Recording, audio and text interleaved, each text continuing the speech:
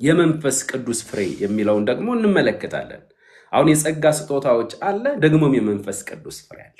የጸጋ ስጦታዎቻችን በመንፈስ ቅዱስ ፍሬ ላይ ሊመሰረቱ ይገባቸዋል።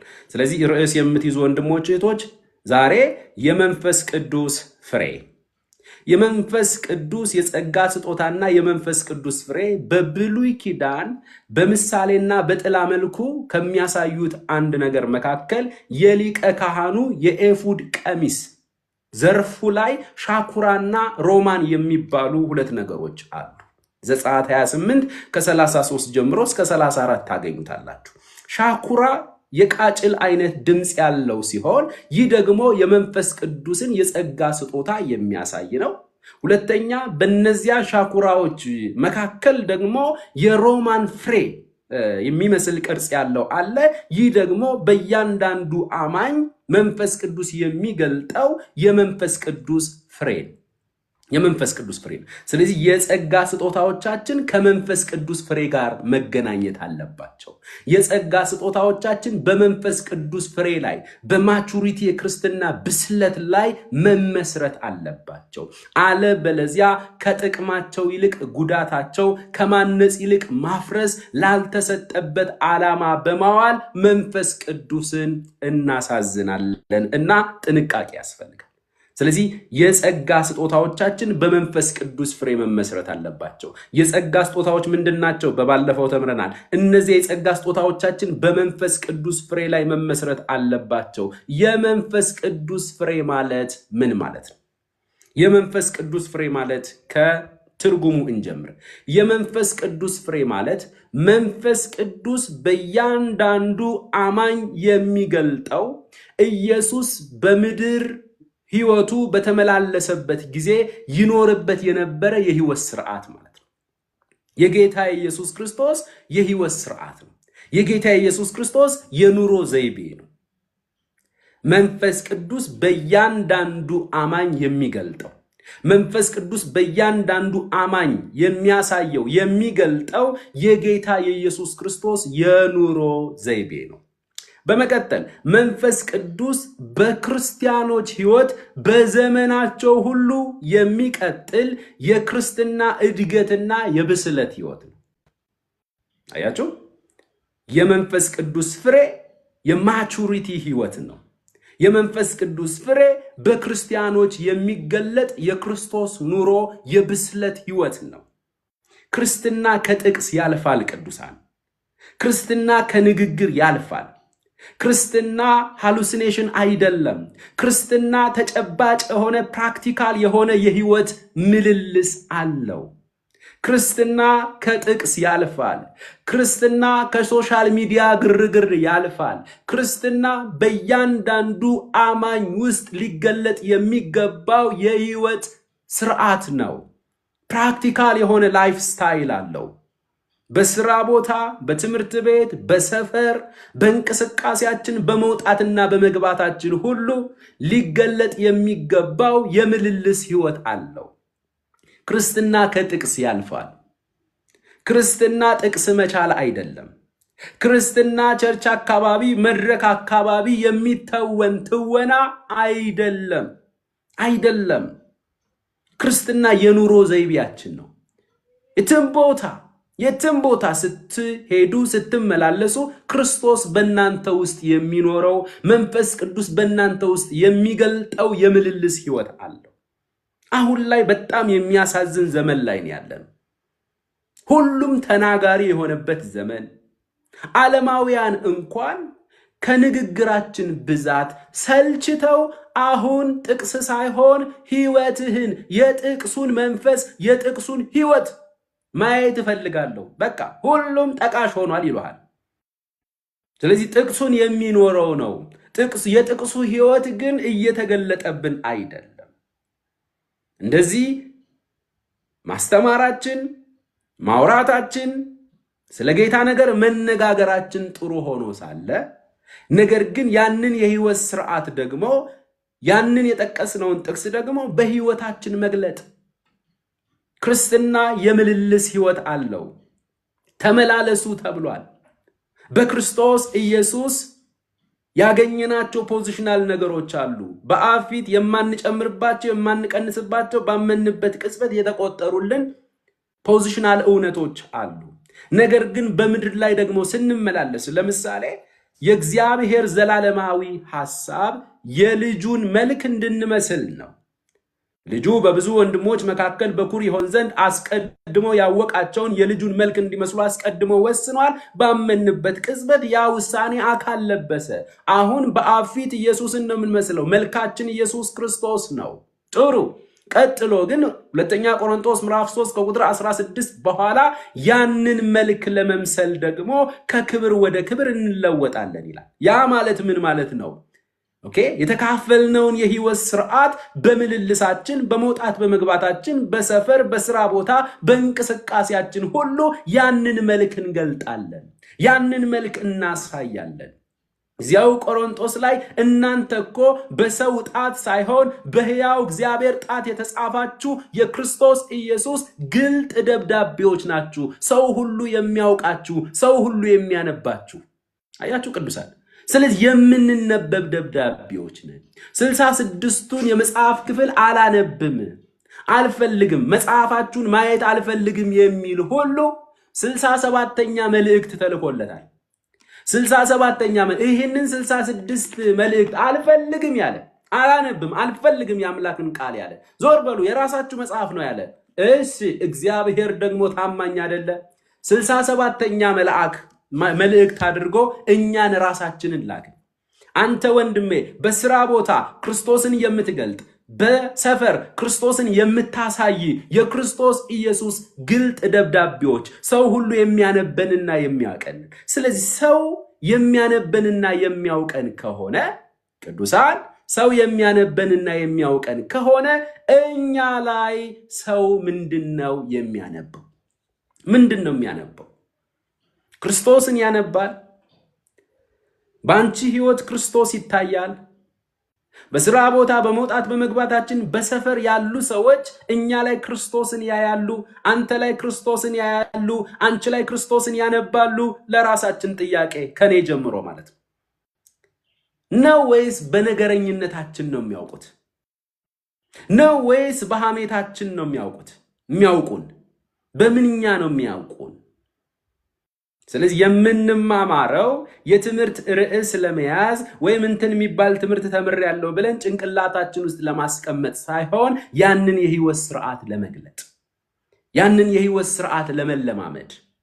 ስለዚህ የመንፈስ ቅዱስ ፍሬ ማለት የክርስትና የብስለት ህይወት ነው። የክርስትና የማቹሪቲ ህይወት ነው። የመንፈስ ቅዱስ ፍሬ ማለት ጌታችን ኢየሱስ ክርስቶስ በስጋ ወራቱ በምድር ላይ በተመላለሰበት ጊዜ ይኖርበት የነበረ የህይወት ስርዓት ነው። እርሱን ለመምሰል ነው የተጠራ ነው። እርሱን ለመምሰል ነው የተጠራ ነው። በመቀጠል የመንፈስ ቅዱስ ፍሬ የኢየሱስ ክርስቶስ ደቀ መዛሙርት የመሆናችን መታወቂያ ነው። አያችሁ ቅዱሳን፣ አያችሁ፣ የመንፈስ ቅዱስ ፍሬ የኢየሱስ ደቀ መዛሙርት፣ የጌታችን የኢየሱስ ክርስቶስ ደቀ መዛሙርት የመሆናችን መታወቂያ ነው። ምክንያቱም ደቀ መዝሙር መምህሩን ይመስላልና። ደቀ መዝሙር መምህሩን የሚመስል ከመምህሩ የሚማል ወደ መምህሩ የሚያድግና የመምህሩ ህይወት የሚገለጥበት ማለት ነው። ስለዚህ የክርስቶስ ደቀ መዝሙር ነኝ የምንል ከሆነ እርሱን የምንመስል፣ እርሱን የምንከተል፣ ወደ እርሱ የምናድግ፣ የእርሱ ህይወት የሚገለጥብን ማለት ነው። ስለዚህ የመንፈስ ቅዱስ ፍሬ ደግሞ የኢየሱስ ክርስቶስ ደቀ መዝሙር የመሆናችን መታወቂያ ነው። የሚገርመው ነገር የጸጋ ስጦታዎቻችን የጌታ ኢየሱስ ክርስቶስ ደቀ መዛሙርት የመሆናችን ምልክት ነው አላለም። መታወቂያችሁ ነው አላለም። ነገር ግን ዮሐንስ ወንጌል ምዕራፍ 13 ከቁጥር 34 ጀምሮ እስከ 35 ድረስ የመንፈስ ቅዱስ ፍሬ ከሚባሉት መካከል ዋናው ፍቅር ስለሆነ ፍቅር ምን እንደሆነ ጌታችን ኢየሱስ ክርስቶስ እንዲህ ብሎ ያስተምረናል። ዮሐንስ ወንጌል አባቶ ያቅም ጨምርልን። ዮሐንስ ወንጌል ምዕራፍ 13 ከቁጥር 33 ጀምሮ ቁጥር 34 ጀምሮ እንድሚል ቃል አለ። እርስ በርሳችሁ ትዋደዱ ዘንድ እንደወደድኳችሁም እናንተ ደግሞ እርስ በርሳችሁ ትዋደዱ ዘንድ አዲስ ትእዛዝን እሰጣችኋለሁ። ተመልከቱ፣ አዲስ ትእዛዝ። ይሄ የሙሴ ትእዛዝ አይደለም። በሙሴ በኩል ለእስራኤል ሕዝብ የተሰጠው ሕግና ስርዓት ሳይሆን በአዲስ ኪዳን ለአማኞች ሁለት ትእዛዝ ነው የተሰጠው። አንደኛው ከእግዚአብሔር አብ ነው፣ አንደኛው ከእግዚአብሔር ወልድ ከጌታ ኢየሱስ ነው። ከእግዚአብሔር አብ የሆነው ትእዛዝ ምንድን ነው? እርሱ በላከው እናምን ዘንድ ነው። እዚህ ቤት ያለን የተገናኘነውም ራሱ የአብን ትእዛዝ ስለፈጸምን ነው። እርሱ በላከው በልጁ በኢየሱስ ክርስቶስ አመንን። የአብ ትእዛዝ አንዴ በሕይወታችን የምትፈጸም ናት።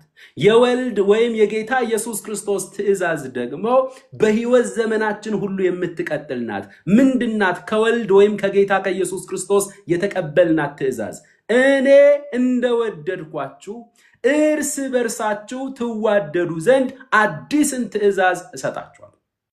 በዘመናችን ሁሉ የሚቀጥል የክርስትና የብስለት ሕይወት የጌታችን የኢየሱስ ክርስቶስ ደቀ መዛሙርት የመሆናችን መታወቂያ የፍቅር የመንፈስ ቅዱስ ፍሬ የፍቅር ሕይወት። ስለዚህ ቁጥር 34 እርስ በርሳችሁ ትዋደዱ ዘንድ እንደወደድኳችሁ እናንተ ደግሞ እርስ በርሳችሁ ትዋደዱ ዘንድ አዲስ ትእዛዝ እሰጣችኋለሁ። እርስ በርሳችሁ ፍቅር ቢኖራችሁ ደቀ መዛሙርቴ እንደሆናችሁ ሰዎች ሁሉ በዚህ ያውቃሉ። አያችሁ፣ አጋንንት በማስወጣታችሁ ልሳን በመናገራችሁ የኔ ደቀ መዛሙርቱ እንደሆናችሁ ያውቃሉ አላለም። ስለዚህ የጸጋ ስጦታህ የጌታ ኢየሱስ ክርስቶስ ደቀ መዛሙርትነት መታወቂያ አይደለም። ሌሎች ዓለማውያን እኛን አይተው የኢየሱስ ክርስቶስ ደቀ መዛሙርት ናቸው፣ እርሱን ነው የሚመስሉት የሚሉን በመንፈስ ቅዱስ ፍሬ በፍቅር ሕይወት ነው። ግን እዚህ ላይ አንድ ጥያቄ ብንጠይቅ፣ ጌታ ሆይ አንተኛን በወደድክበት መጠን ተዋደዱ ትለናለህ?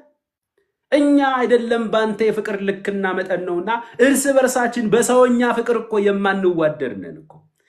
ታዲያ ጌታ ምን ታምኖ ነው? አያችሁ፣ በአዲስ ኪዳን አድርጉ ከማለቱ በፊት እኛን ያደርገናል። በሕጉ ዘመን ሕጉ አድርግ ይልሃል፣ ማድረግ የምትችልበትን ብቃት ግን አይሰጥህም። በአዲስ ኪዳን ግን መጀመሪያ አድርግ ከማለቱ በፊት ያደርጋል ወይም ብቃቱን ባንተ ውስጥ ይጀምራል። ለዚያም ነው ይችን የመለኮት ይችን የጌታ ኢየሱስ ክርስቶስን ፍቅር እንዲህ ይላል ሮሜ ምዕራፍ 5 ከቁጥር 5 በኋላ እግዚአብሔር በመንፈስ ቅዱስ አማካኝነት ፍቅሩን በልባችን ላይ አፈሰሰው ይላል። ስለዚህ ያቺ ፍቅር በልባችን ውስጥ በመንፈስ ቅዱስ አማካኝነት ፈሳለችና እርስ በርሳችን አሁን ጌታ እኛን እንደወደደን እርስ በርሳችን መዋደድ የምንችልበት ብቃቱ አቅሙ በእኛ ውስጥ አለ። ስለዚህ ግለጡት ነው። የሆነ በቃ ምን አይነት ፍቅር ይሆን እያልን ሰርች እንድናደርግ አለ። አንተ ውስጥ አቅሙ አለ። አንተ ውስጥ ያልገባ የመለኮት ነገር የለም። የእግዚአብሔር ስጦታ ሁሉ አንተ ውስጥ ነው። እግዚአብሔር ከዚህ በኋላ የሚጨምረው በአንተ ውስጥ የሚያስገባው አንዳች ነገር ብለሲንጉን ሁሉ ባርኮ ጨርሷል። በአንተ ውስጥ ነው አቅሙ ያለው። በአንቺ ውስጥ ነው አቅሙ። ያንን አቅም ግለጡት፣ ኤክስፔሪየንስ አድርጉት፣ ተለማመዱት እንጂ። ስለዚህ እርስ በርሳችሁ ፍቅር ቢኖራችሁ ደቀ መዛሙርቴ እንደሆናችሁ ሰዎች ሁሉ በዚህ ያውቃሉ። እውነት በዚች ቁጥር 35 ቃል መሰረት የዘመኑ ክርስትና ተፈትኖ ያልፍ ይሆን? እንደዚህ አይነት ርዕስ መስበክስ በዚህ ዘመን አደጋ አይደለምን? ትውልድ እውነት ይሰማዋልን? እርስ በርሳችሁ ፍቅር ቢኖራችሁ በፍቅር አንዳችሁ ለአንዳችሁ ባሪያዎች ሁኑ። ከፍቅር ተነስታችሁ ተከባበሩ። እርስ በርሳችሁ አንዳችሁ ያንዳችሁን ሸክም ተሸከሙ። እውነት እንደዚህ አይነት ትምህርቶች በዚህ ዘመን ይሰራሉ?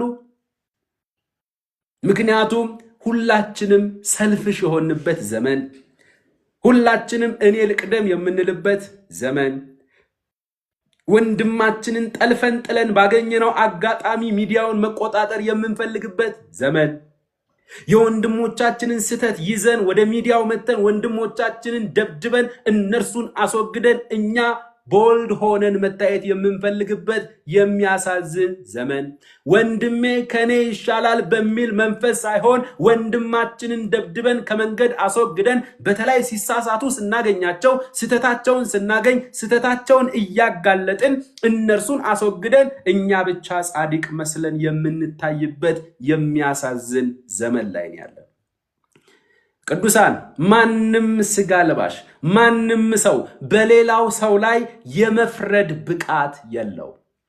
በፈራጁ ቦታ ራሳችሁን ያስቀመጣችሁ ተረጋጉ። ክርስትና የሆነ ሰሞን ግርግር አይደለም። ተረጋጉ። በሰው ላይ በተለይ በወደቁ ቅዱሳን በደከሙ ቅዱሳን ላይ አትፍረዱ። አንተ በዛ ፍርድ ውስጥ ልትወድቅ ትችላለህ። በሌላ ወንድም ላይ የምትፈርድ አንተ ማነ? ለወንድም መጀመሪያ ላይ ከመፍረድ በፊት መንፈሳዊ ነኝ መንፈሳዊነት ከኔ ወዲያ የለም እያልከን አይደለ? መጽሐፉ እኮ ምን ብሎ ነው የሚያዘን? አንድ ሰው እንኳን በድካም ውስጥ ያለ ወንድም ካለ መንፈሳዊያን የሆናችሁ እናንተ ያንን ሰው በየዋህነት መንፈስ አቅኑት አለ እንጂ ቲክቶክ ላይ አምጥታችሁ አብራችሁ ደብድቡት አላለም። ለዛ ወንድም ጸልይለታል። አንተን ያስተካከለ ጸጋ ያንን ወንድም አያስተካክልም። አንቺን ያስተካከለ ጸጋ ያችን እህት አያስተካክልም። ለመፍረድ ቅርቦች ነን። ይበለው ለማለት ቅርቦች ነን። የወንድሞቻችን ነገር አይገደንም። የእህቶቻችን ነገር አይገደንም። እህቶቻችን ተሰነካክለው ሲወድቁ እህቶቻችን ደስ ይላቸዋል። ወንድሞቻችን ተሰነካክለው ሲወድቁ ይበለው እንላለን። ስለዚህ እርስ በርሳችሁ ፍቅር ቢኖራችሁ የሚለው ፈጽሞ በዚህ ዘመን ርዕሱም የለም እንኳን ህይወቱ ነውና፣ ግን አቅሙ በእናንተ ውስጥ አለ። ምንም እንኳን የሰልፍሽነት ዘመን ቢሆን፣ ምንም እንኳን ራሳችንን ለማሳየት ግርግር የምንፈጥርበት ዘመን ቢሆን፣ ምንም እንኳን ወንድማችንን እያጣጣልን ራሳችንን ብቻ አድምቀን ለማሳየት የምንታገልበት የሚያሳዝን ዘመን ቢሆንም፣ ነገር ግን ጌታ ሁልጊዜም ቅሬታዎች ስላሉት ቃሉንና ምክሩን ከመናገር ወደኋላ አይልም። እስኪ እንረጋጋ ቅዱሳን፣ እንረጋጋ።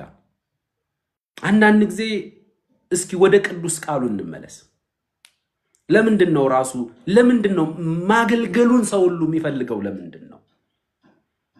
ኢየሱስ ክርስቶስ እኮ አገልግሎታችንን ሳይሆን የምናገለግልበትን ኢንቴንሽን ነው የሚፈልገው።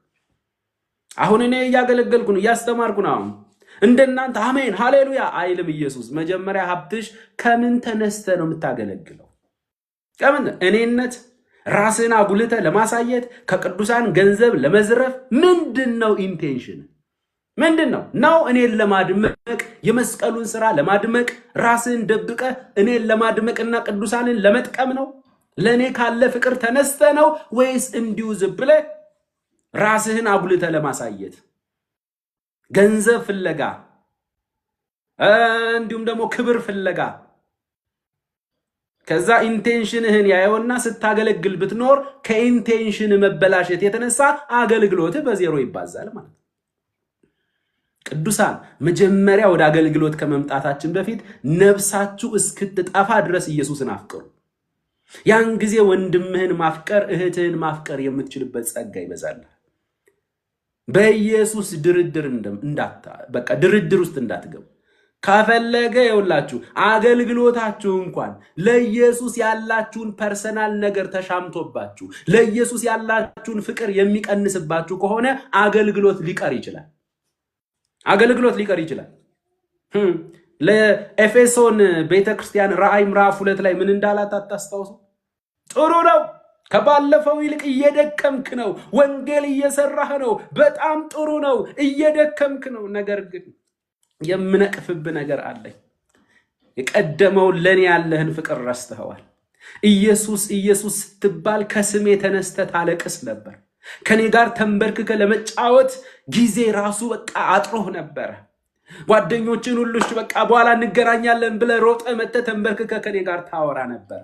ኢየሱስ ሲባል አያስችልህም። ስሜ ሲጠራ ታለቅስ ነበር። ስሜ ሲጠራ አያስችልህም ነበር። አሁን ግን ተለማመድከኝ መሰለኝ፣ አደክ መሰለኝ። አገልግሎት ሲበዛል በተለይ እኔን ረሳሃኝ። ፐርሰናል ነገር አብረን አናሳልፍም። በቃ በስለ ጨርሰሃል። ለኔ ያለን ፍቅር ትተሃል፣ ቀንሰሃል።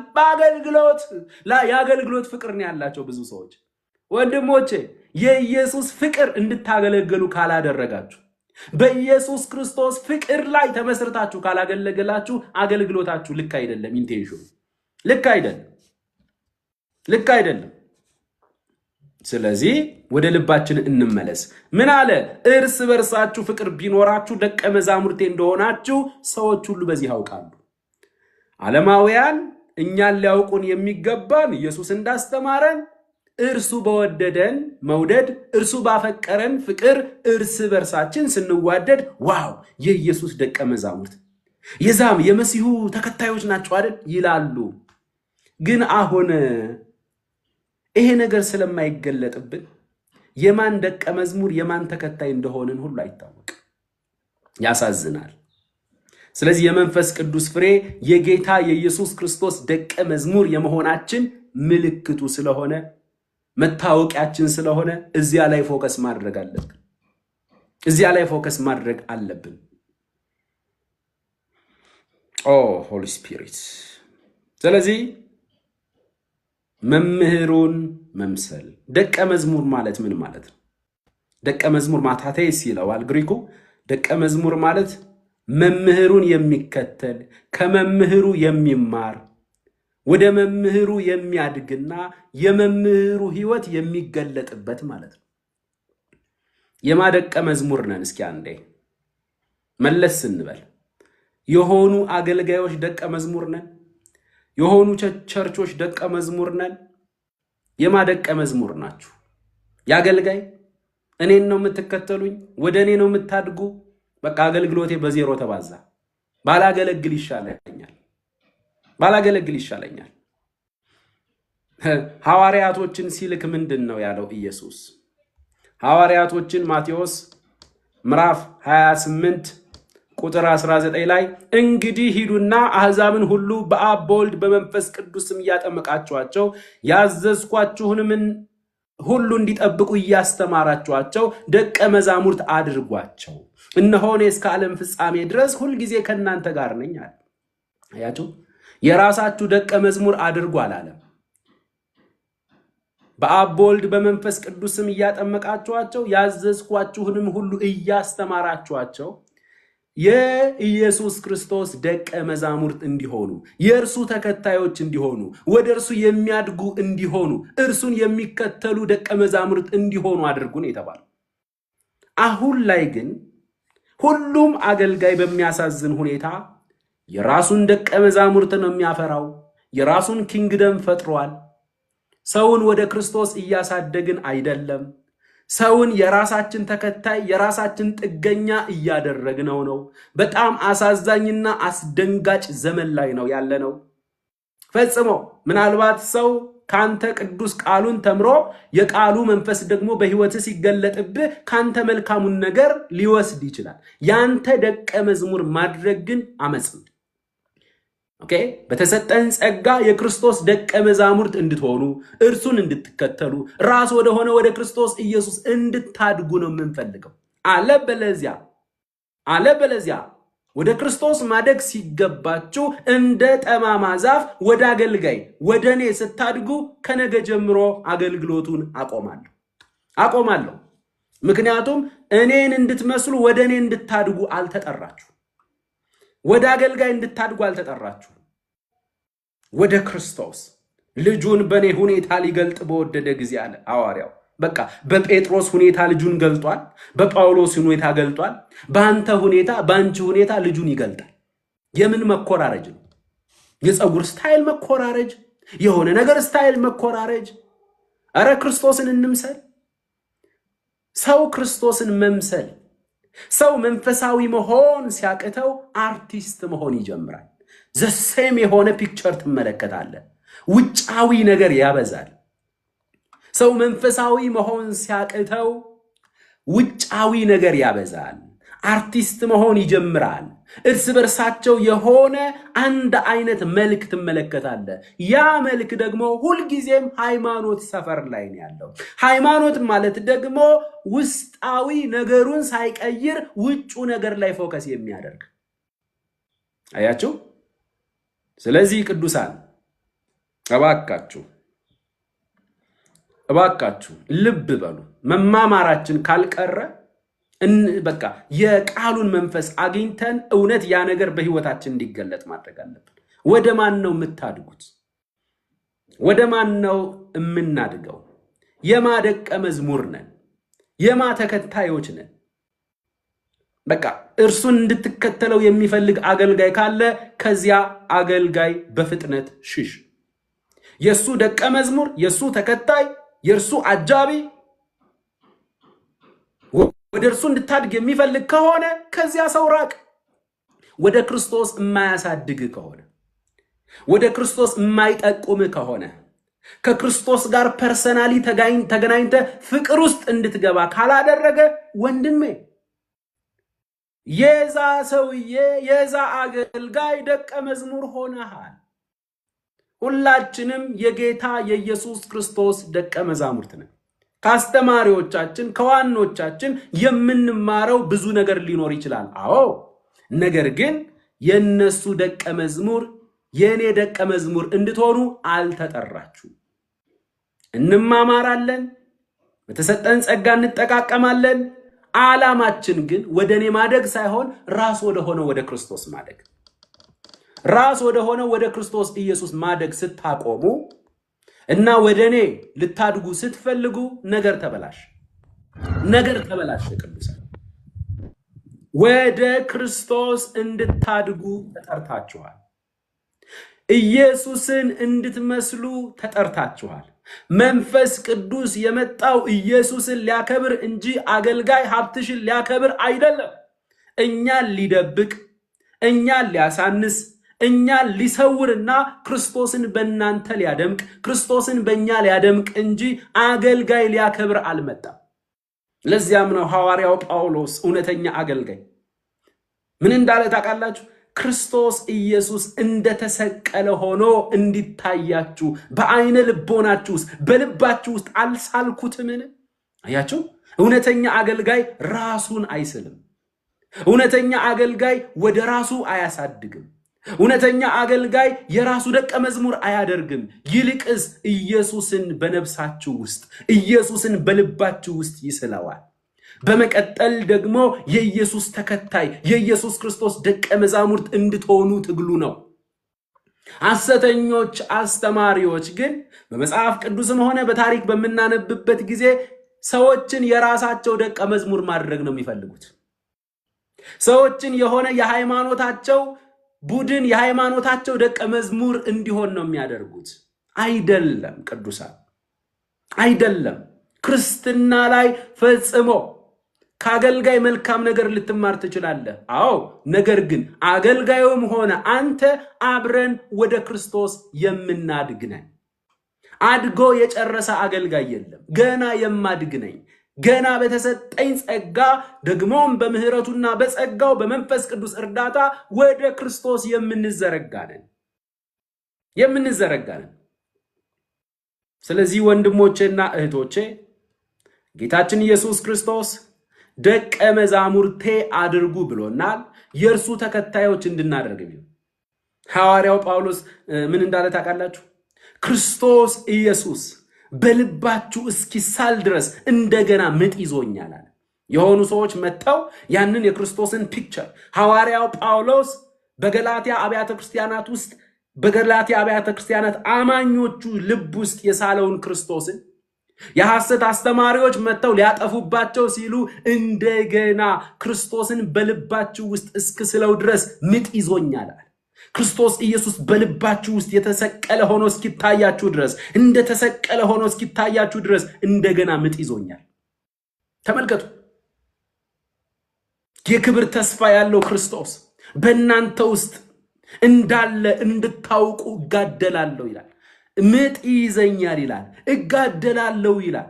ክርስቶስ እንዲበዛልን ክርስቶስ እንደተሰቀለ ሆኖ እንዲታየን እውነተኛ አገልጋይ ምጥ ይዞኛል ይላል።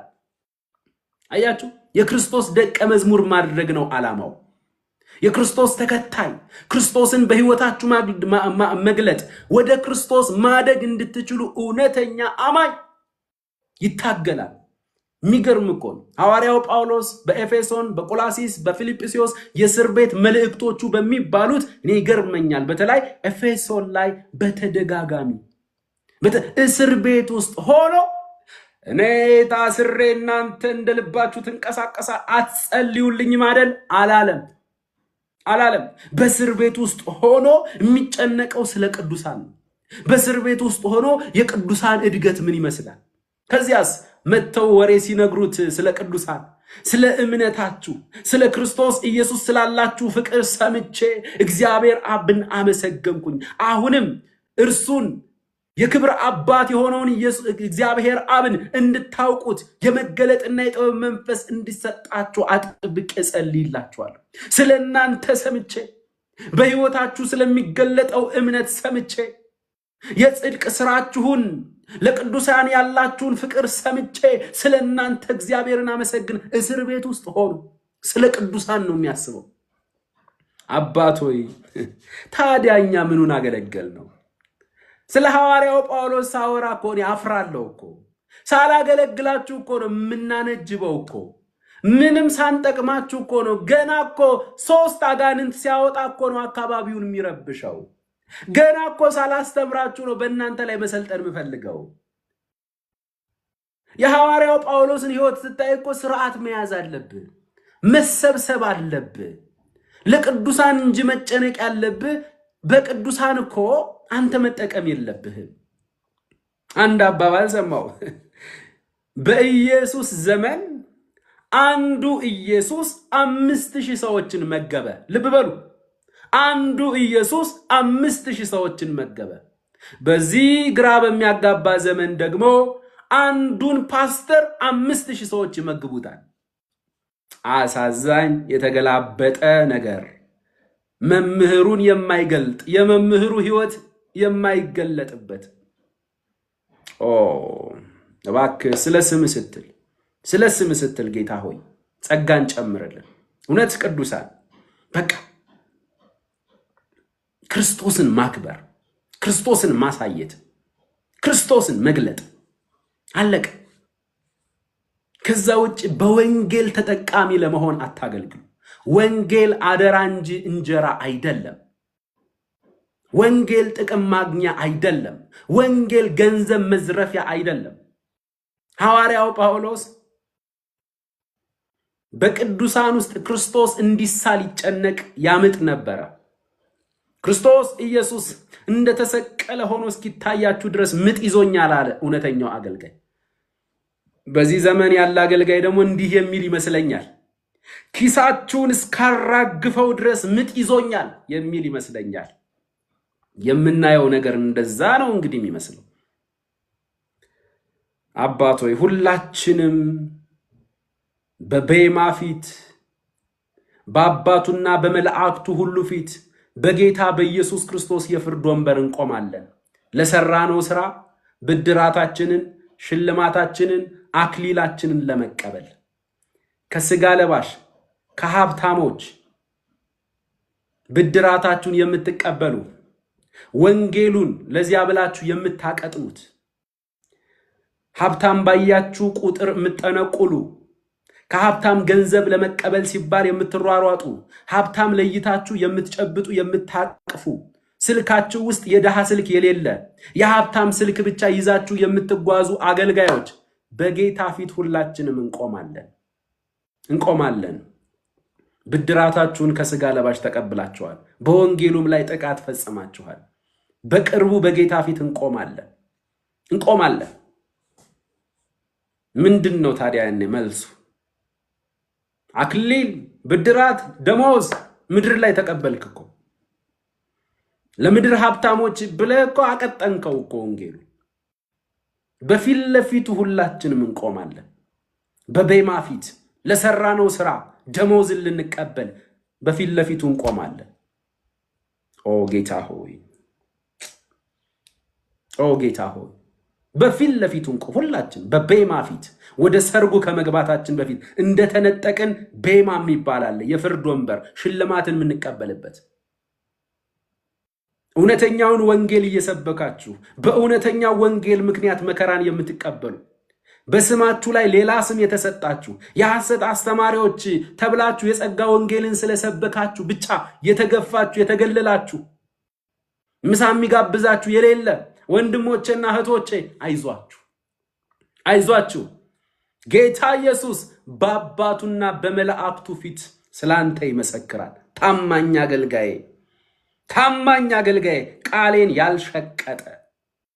ቃሌን ያልሸቀጠ ለምድር ጥቅም ለሀብታሞች ገንዘብ ብሎ ቃሌን ያልሸቀጠ እኔን የገለጠ ራሱን ያላሳየ እኔን ያደመቀ ራሱን የደበቀ በአገልግሎቱ በወጣትነቱ በትዳር ህይወቱ በዘመኑ ሁሉ ለኔ ቅድሚያ የሰጠ እኔን አክብርሃል በአባቱና በመላእክቱ ፊት ስላንተ ይመሰክራል። ምንኛ መታደል ነው። አመሰግንሃለሁ ይልሃል። ምስጋና ገንዘቡ የሆነሱ አመሰግንሃለሁ ይልሃል። ያ የኢየሱስ ንግግር እስከ ዛሬ ድረስ መላእክቶች እያገለገሉት ነው። እስከ ዛሬ ድረስ መላእክቶች እያመለኩት ነው። ለየትኛው መልአክ ታንኪዩ ብሎ አያቅም። አንተ እዚህ ድክምክም ብለህ የምትኖረው ወንድሜ አንተን ለማመስገን ለአንተ ብድራት ለመስጠት ለአንተ አክሊልና ሽልማትን ለመስጠት እኮ ጌታ ኢየሱስ ተዘጋጅቷል። ለመላእክቶቹ ሳይሰጥ ለአንተ ስብርብር ድክምክም እያልን ስሙን ለምንጠራ ለኛ ተዘጋጅቶልናል። በፊቱ እንቆማለን። በዛ ሰዓት እነ ጳውሎስ እየተሸለሙ ሲገቡ በዘመናት ያለፉ ታማኝ ወንድሞችና ታማኝ እህቶች ጌታ እየመሰከረላቸው እየተሸለሙ ሲገቡ አንተ ወንድሜ ያን ጊዜ ታዲያ በእፍረት መግባት ያለ ሽልማት መግባት ብድራትህን ከምድር የምትቀበል ከሆነ በእፍረት ነው የምትገባው። ለሀብታም ብለ ለምሳ ግብዣ ብለ ወንጌሉን የምታቀጥነው ከሆነ ስልካችሁን ቼክ አድርጉ። የሀብታም ስልክ ብቻ ያላችሁ ሰዎች ሀብታም ሲመጣ በጣም የሚመዘግቡ ሰዎች አሉ። ኦ ማይ ጋድ አንድ ቸርች ሄድኩኝና በቃ ቦታዬ እንዳልሆነ ገብቶኝ ወጣሁ።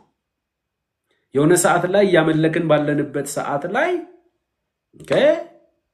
መጀመሪያ ከዛ በፊት ለሆነ ስጦታ ምናምን ተባለ 7 ሚሊዮን ብር ነው እሰጣለሁ ሲል አልኩኝ።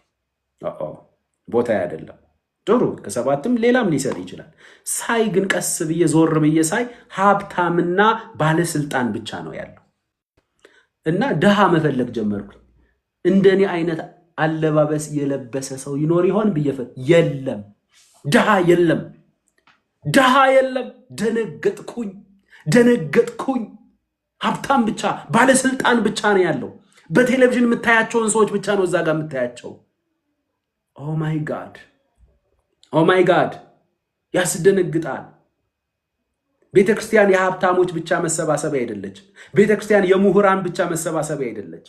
ለዚያ ነው ያዕቆብ ሀብታም ሲመጣ ተነስተ ብድግ ብለ ጌቶች ሆይ እዚህ ጋር ተቀመጡ፣ እኔ የተቀመጥኩበት ቦታ ተቀመጡ ትላል። ድሃ ሲመጣ ከግሬ በታች አፈር ላይ ተቀመጠ፣ አቴንሽን ራሱ አትሰጠው። ድሃ ሲመጣ ጅን ዘርግታ አንገቱን አቅፈ ነው የምትስመው። ምንም የሌላቸው እናቶች ሲመጡ አቴንሽን እንኳን አትሰጣቸውም። ድሃ ሲመጣ እጅህን እንኳን እንዲህ ብለህ ልትሰጠው ትችላለህ። ሽቶ የተነሰነሱ ሰዎች ሲመጡ ቅፍ አድርገህ ሰላም ትላቸዋለህ። ያች እናትህ ደግሞ ደካሞች እናቶች ናቸው፣ ሽቶ መግዛት አልቻሉም፣ ያለቻቸውን አጥበው መጥተዋል። ወንድሞቼ እነዛን እናቶች እቅፍ አድርገህ ማዘር ደህና ኖት ማለት ትችላለህ። ካልቻልክ በቃ የኢየሱስ ክርስቶስ ታማኝ አገልጋይ አይደለህም። ሰው መርጠ ሰላም ማለት የምትችል ከሆነ ጌታ ሆይ ጸጋ ጨምርልን ፕሊስ። ስለዚህ ይህንን ሁሉ ያስወራኝ ምንድነው? የመንፈስ ቅዱስ ፍሬ የጌታ የኢየሱስ ክርስቶስ ደቀ መዛሙርት የመሆናችን መታወቂያ። ስለዚህ የጸጋ ስጦታዎቻችን ላይ አይደለም ፎከስ ማድረግ ያለብን።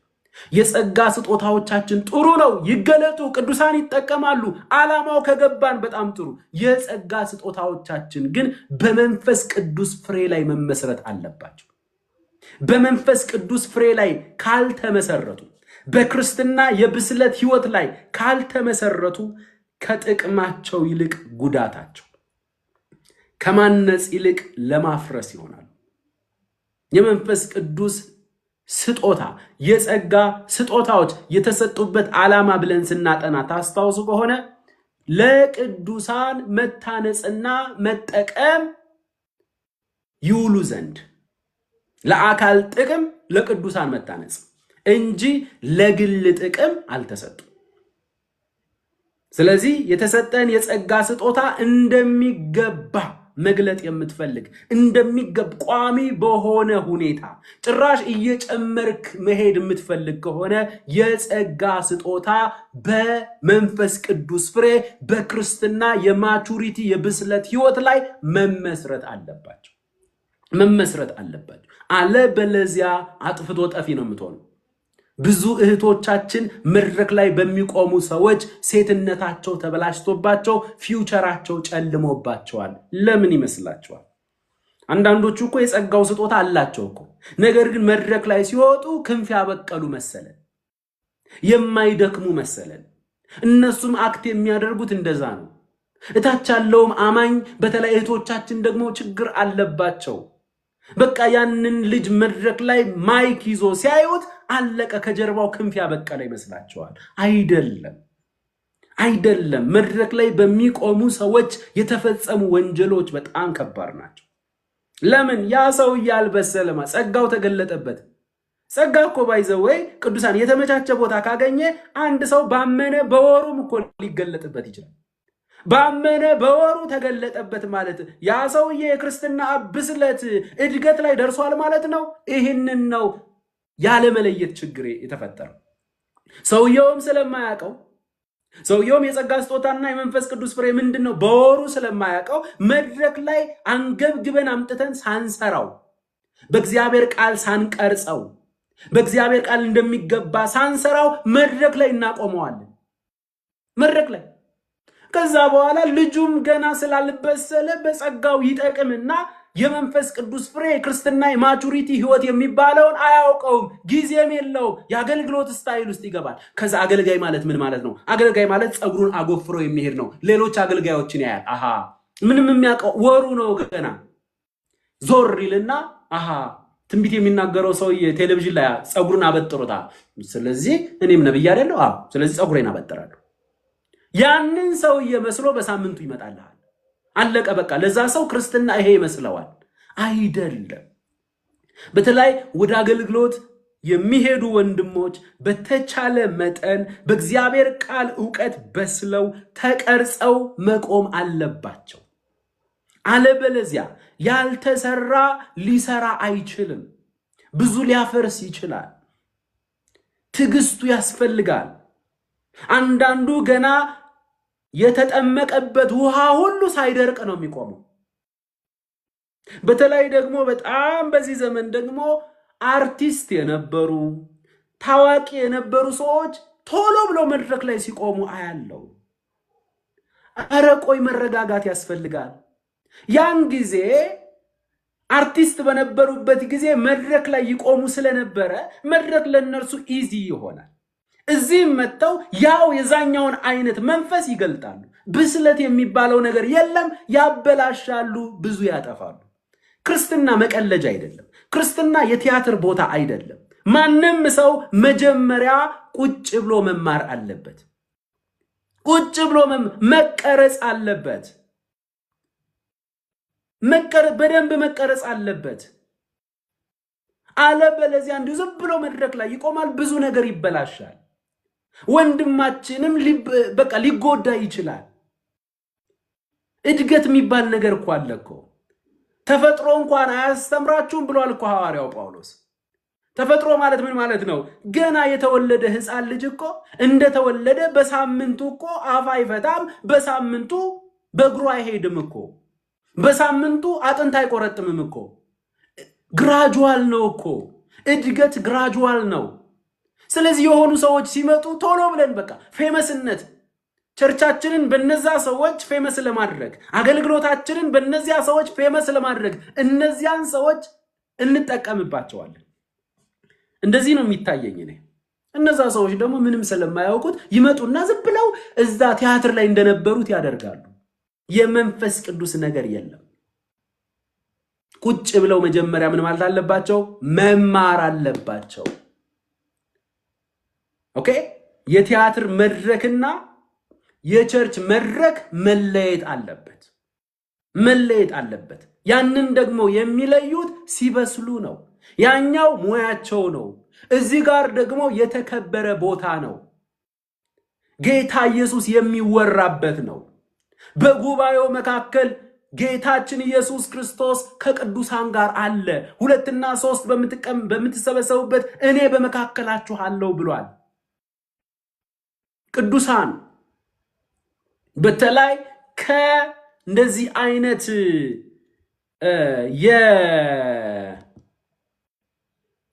የታዋቂነት ቦታ፣ የአርቲስትነት ቦታ፣ የዘፈን ቦታ የሆነ ቦታ የሚመጡ ፐብሊክሊ የሚታወቁ ወንድሞችና እህቶች ሲመጡ ቶሎ ብለን ወደ ምን ማምጣት የለብንም? ወደ አገልግሎት ማምጣት የለብንም። ቆይ እስኪ እነሱም ይረጋጉ። ሲያበላሹ አያቸዋለሁ። ወዲያው ሲሰዳደቡ አያቸዋለሁ። ወዲያው ይመጣባቸዋል። የአሮጌው ማንነት ገና ስለሆነ አልለቀቃቸው። አንደበታቸው ገና በእግዚአብሔር ቃል አልተቃኘም። እዛ የአርቲስቱ ንግግር ይመጣል። እዚያ የዘፈኑ ንግግር ይመጣል። አንደበትህም እኮ ራሱ የሚቃኘው እኮ የእግዚአብሔር ቃል ዕውቀት ሲበዛልህ፣ በእግዚአብሔር ቃል ዕውቀት በአእምሮ መታደስ እየተለወጥ ስትመጣ የድሮው ንግግር ሁሉ ይጠፋብሃል። ድሮ ስትሰዳደብ የነበርከው፣ ድሮ እንደ ዓለማውያን ስታወራ የነበርከው ነገር በሙሉ ይጠፋብሃል። ቃልህ በቃሉ ይቃኝ፣ አንደበትህ በቃሉ ይቃኛል፣ ምላስህ በቃሉ ይቃኛል። አለበለዚያ በትንሽ ነገር ሌሎች ሰዎች ሲያናድዷቸው መሳደብ ይጀምራሉ። ወዲያው መሳደብ ይጀምራሉ። አይደለም ቅዱሳን፣ ክርስቶስን ማሳዘን የለብንም። ተረጋጉ።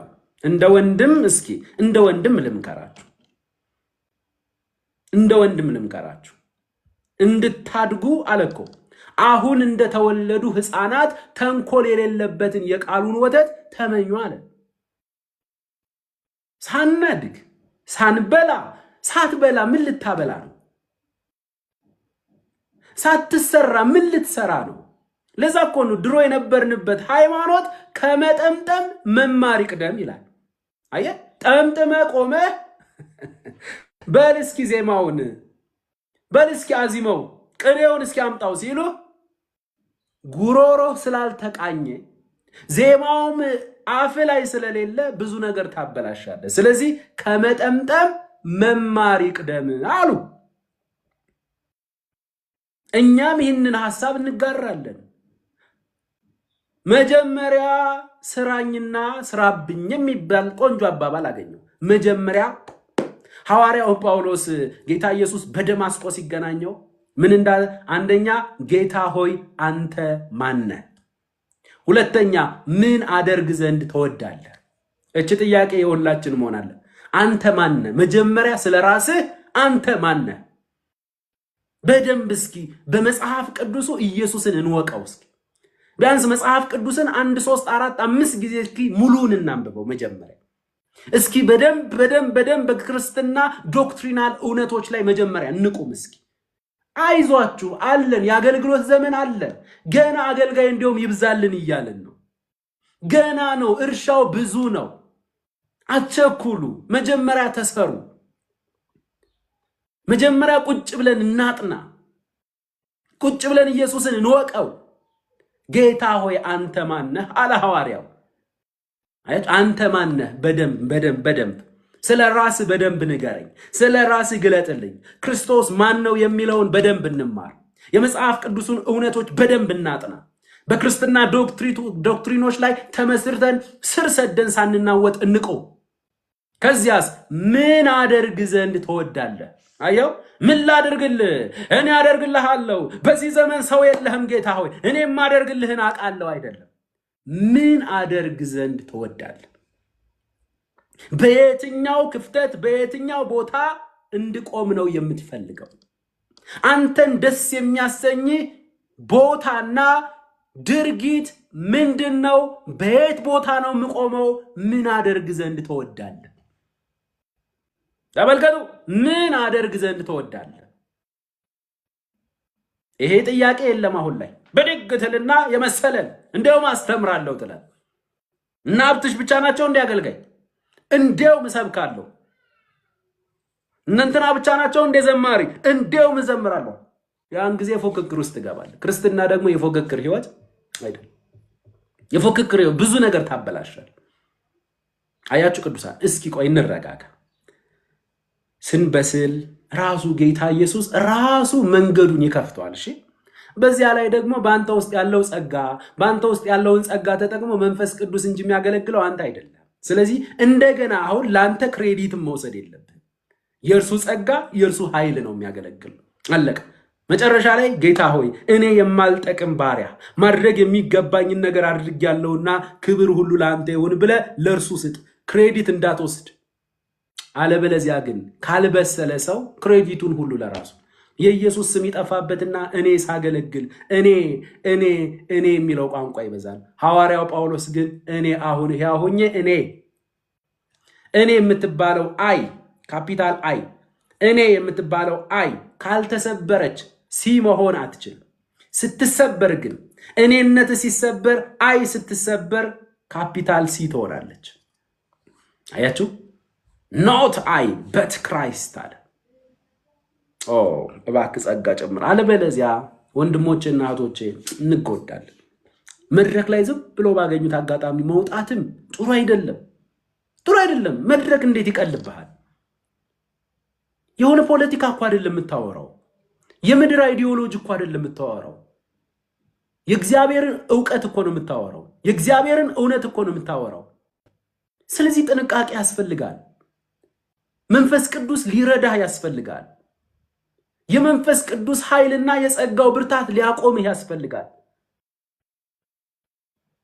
አለበለዚያ ብዙ ጉዳት እናደርሳለን። ስለዚህ መጀመሪያ እስኪ እንብሰል፣ እንረጋጋ። ወደ ጸጋ ስጦታችን ከመሄዳችን በፊት እስኪ የጸጋ ስጦታዎቻችንን በመንፈስ ቅዱስ ፍሬ ላይ በዚያ ላይ ደግሞ ከትንሽ ነገር መጀመር፣ የደህንነት ትምህርት ማስተማር፣ አንድ ሰው ቁጭ ብለ ማስተማር። ታማኝ ስትሆንለት በጥቂቱ የታመነ በብዙ ይሾማል። እንዲህ ዝም ብሎ አንዳንዱ ባለቀ መድረክ ላይ መቆም ነው የሚፈልገው። አይደለም። ወንድሜ ዳዊት አንድ ሰው ነው ቁጭ አድርጎ ሲያስተምር፣ እኔን ብቻዬን ቁጭ አድርጎ አስተምሮኛል። ብቻዬን ወደ አገልግሎት ከመምጣቴ በፊት አንድ ሰው የደህንነት ትምህርት እያስተማርኩ፣ ሁለት ሰው የደህንነት ትምህርት እያስተማርኩ አለቀ። እነዛ ሰው ሲደርሱልህ ስታጠምቃቸው ምናምን፣ ከዛ ደግሞ ጌታ 3 ሰው 5 ሰው ይሰጣል። እነሱን በታማኝነት ስታገለግል ኦኬ፣ ቀስ እያልክ እየተሰራ መጀመሪያ አንተ ቁጭ ብለህ ተምረ ከዚያ በኋላ ደግሞ ጸጋ እየተገለጠ ሲመጣ በጸጋ እየበሰልክ ላንተም ጥሩ። አትሰበርም፣ ሌሎችንም አታሰናክልም። የተረጋጋ ነገር ጥሩ ነው ቅዱሳን። የተረጋጋ ነገር እስኪ መሰራት። በቃ ከወንድሜ ዳዊት ብዙ የተማርኩት ነገር አለ። ስለዚህ መጀመሪያ ላይ ወደ አገልግሎቱ ከመሮጣችን በፊት አንዳንዴ አይታችሁ ከሆነ በተለይ ደግሞ ከዚህ በፊት በክርስቶስ ከማመናቸው በፊት ከጨለማው ዓለም የመናፍስት ዓለም ጋራ ግንኙነት የነበራቸው ሰዎች ከመናፍስት ዓለም ጋራ ግንኙነት የነበራቸው ሰዎች ቶሎ በፍጥነት ወደ መድረክ ላይ መውጣት የለባቸው። በጣም መጠንቀቅ ያስፈልጋል። ምክንያቱም እነዚህ ሰዎች የመንፈስ ዓለምን ያውቁታል። ከመንፈስ ዓለም ድምፅ ይሰሙ ነበር። በደንብ ያ ድምፅ ሳይቀረፍ ነፃነታቸው ሳይታወጅ ደሊቨርድ ሳይሆኑ በእግዚአብሔር ቃል ዕውቀት ሳይሞሉ ችግር የለም። መድረክ ላይ አወጣቸው። መድረክ ላይ እንትና እኮ ነው ብለህ ካወጣኸው አይኑን ሲጨፍን ብዙ ነገር ሊታየው ይችላል። ከእግዚአብሔር ብቻ አይደለም ከድሮውም ዓለም የሚመጡ ድምጾች ሊኖሩ ይችላሉ። ስለማይለያቸው የክርስትና ብስለት ውስጥ ስላልገባ ያንን ነገር የጌታ መንፈስ እንዲለኛል በሚል ቋንቋ መንፈስ ቅዱስ እንዲለኛል እንዲያሳየኛል በሚል ቋንቋ ከእግዚአብሔር ዓለም ሳይሆን ከጨለማ ከድሮ ዓለም የሚመጣለትን ድምጽ ያስተጋባል። ያን ጊዜ ብዙ ኪዮሶች ይፈጠራል። አንዳንድ ሰዎች ስመለከታቸው ዴሊቨርድ አይደሉም። ምክንያቱም መልእክታቸው ክራይስትን ሴንተር ያደረገ አይደለም፣ ኪዳኑን የጠበቀ አይደለም፣ ወደ ክርስቶስ ሰዎችን የሚያሳድግ አይደለም። ሁልጊዜ ሞትና ደም ብቻ ነው የሚታያቸው። ይሄ ነገር ቸክ መደረግ አለበት። በጣም ጥንቃቄ። እንደዚህ አይነት ሰዎች ከእንደዚህ አይነት ዓለም የመጡ ሰዎች መጀመሪያ እነርሱ ራሳቸው መሰራት አለባቸው።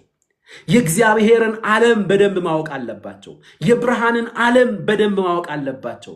አለበለዚያ እነሱም ይምታታባቸዋል። እነርሱም ግራ ይጋባሉ። ድምፁን አይለዩትም። ያንን ድምፅ ሲያስተጋቡ የእግዚአብሔር ይመስለንና እኛም አሜን እንላለን። ጥቃቱ ወይም ደግሞ ኪዮሱ ከባድ ይሆናል። አደጋው በጣም ከባድ ይሆናል ቅዱሳን። ስለዚህ መጠንቀቅ አለብን። አለበለዚያ ጥሩ አይደለም ቅዱሳን። ለዚህ ነው በጥበብ ቤተክርስቲያን የቤተክርስቲያን መሪዎች የቤተክርስቲያን ሽማግሌዎች በጥበብ ነገርን መመልከት አለባቸው። ቤተክርስቲያን በሽማግሌዎች መመራት አለባት። አለበለዚያ ወጣት ፍንዳታ ፓስተር ያለበት ቦታ እኔ ነኝ የምመራው ካለ ቤተክርስቲያኑን አለቀ። ካልበሰለ ብዙ ነገሮች ይበላሻሉ። እንደሱ አይነት ወጣቶችን ያመጣልሃል። ያ ወጣት ከየት እንደመጣ ባክግራውንዱ ምን ይሁን ዴሊቨርድ ሆኗል አልሆነም እሱ ወይ ይወጣል፣ በቃ ይጨፍርብሃል። የተረጋጉ ሰዎች ያስፈልጋሉ። በጉባኤ መካከል የተረጋጉ ሰዎች፣ በእድሜም ራሱ የተረጋጉ ሰዎች ያስፈልጋሉ። ጥሩ አይደለም። ወጣትነት ላይ ብዙ ስሜታዊነት አለ። ወጣትነት ላይ ብዙ አለመብሰል አለ። ስለዚህ ወጣት ብቻ የተሰበሰበበትና ወጣት ብቻ ሊድ የሚያደርገው ነገር ኖ አደጋ አለው። ወጣት ስላችሁ የበሰሉ ወጣቶችም ሊኖሩ ይችላሉ። ግን ብዙ ኢትዮጵያ ላይ ያለው ገና ያልተሰራ ስለሆነ ገና መንፈሳዊነትን ኤክስፔሪየንስ ስላላደረገ ከጥቅሙ ይልቅ ጉዳቱ ያመዝን። በቃ ከሌሎች አገልጋዮች ነው የሚኮርጀው። ትንቢት አነጋገር ከሌሎች አገልጋዮች ቴሌቪዥን ላይ ነው ተለጥፈው የሚውለው። የሆነ የሱ ሞዴል አባቴ የሚለው የሆነ ነቢይ አለ። እሱም ብቻ ከፍቶ ነው የሚውለው። እሱም ብቻ ከፍቶ ተንበርክኮ እየጸለየ በዚህ ሰውዬ ቅባት በአባቴ በዳዲ ቅባት አስነሳኝ። ከዛስ በቃ አክሽኑም ነገሩም ንግግሩም ጸጉር ስታይሉ እንደሱ ሆኖልኝ ይመጣል። በቃ ከዛ በኋላ ያ ሰው በተሰጠው ጸጋ ያገለገለ፣ ይሄኛው ባልተሰጠው ይገባና የዛን ሰውዬ ካልደገምኩ ሲል ቅዱሳን ላይ ጥቃት ይፈጽማል። ስለዚህ እያየን ያለነው የመንፈስ ቅዱስ ፍሬ የሚለው በመንፈስ ቅዱስ ፍሬ ላይ እንመስረት። በማቹሪቲ ህይወት ላይ መጀመሪያ ላይ እንመስረት። ወደ ብስለት እንሂድ። የጸጋ ስጦታዎቻችን ጥሩ፣ ዓላማቸው በጣም ወሳኝ ስለሆነ ቀጥሎስ የጸጋ ስጦታዎቻችን ግን በመንፈስ ቅዱስ ፍሬ ላይ መመስረት አለባቸው። በመንፈስ ቅዱስ ፍሬ ላይ መመስረት አለባቸው። በብስለት ህይወት ላይ በክርስትና የማቹሪቲ ህይወት ላይ መመስረት አለባቸው። መጀመሪያ ከማገልገላችን በፊት ከመስራታችን በፊት እኛ መሰራት አለብን። እኛ ካልተሰራን መድረክ ላይ ወጥተን ምን ልሰራ ነው? አገልጋይነት ማለት ዕዳ እኮ ነው ወንድሜ፣ ዕዳ እኮ ነው። አገልጋይነት ሱፍ ለብሶ በጣም ዘመናዊ ሽቶዎችን እየተነሰነሱ በየካፌው መዞር አይደለም። የፈረደባቸው ውጭ ላይ ያሉ እህቶች አሉ፣ ከኢትዮጵያ ውጭ የወጡ እነሱን እየደወለ ሰፋ ያለ ወፈር ያለ ሞባይል ላኪ ይላል። በየካፌው ታብታብ አድርጉ። በየካፌው እየገባ እንዲሁ ሲጀመር አገልጋይ ዝም ብሎ በየካፌው ይዙር ያለው ማን ነው? እስኪ ንገሩኝ። የትኛው መጽሐፍ ቅዱስ ክፍል ነው ያገኛችሁት? አገልጋይ ማለት ተምታታብን እንዴ? ለቅዱሳን ምግብ የምታዘጋጀው መቼ ነው? ለቅዱሳን የሚሆን ትምህርት የምታዘጋጀው መቼ ነው? ከጌታ ጋር የግል ጊዜ የት ነው ያለው? አገልጋይ ማለት እኮ እናት ለልጆቿ ምግብ እንደምታዘጋጅና እንደምታበስል እንዲሁ እኮ አገልጋይ ማለት ለሚጠቅማቸው በጸጋው ለሚያገለግላቸው ቅዱሳን ምግብ የሚያዘጋጅ ነው። ረጌታሁ እና በየካፌው እየዞርክ ምንድነው? ፓስተር እባላለሁ ሀብትሽ ፓስተር እባላለሁ እና ካፌ አዲስ ካፌ ካለ ያ ሰውዬ አለ። ቁጭ ብሎ ነው የምታየው። ይሄ ሰውዬ ቆይ ፓስተር ነው አላላችሁም? እና ፓስተር ማለት እኮ እረኛ ማለት ነው። እረኛ ደግሞ በጎቹ በሌሉበት ምን ይሰራል? በግ የሌለው እረኛ አለ እንዴ? አዲስ አበባ ላይ አለ። አዲስ አበባ ላይ በኢየሱስ አለ። በግ የሌለው እረኛ ፓስተር እባላለሁ። ካፌ ነው ተቀምጠው የሚውሉት። በግ የሌለው እረኛ እሱ ራሱ ስታየው የተመገበም አይመስልህም። ቢመገብማ እዛ ቦታ ላይ ምን ይሰራል ሲጀመር? አሁን የምንዝናናበት ጊዜ ነው። በየካፌው የምንዞርበት ጊዜ ነው። በሳምንት አንድ ጊዜ ካፌ ብትሄድ አይበቃህም? በሳምንት አንዳንድ ጊዜ ሄደህ ጓደኞች ጋር ተገናኝተህ አትምል? በየካፌው ቀኑን ሙሉ መሽከርከር ምን ይሰራልሃል?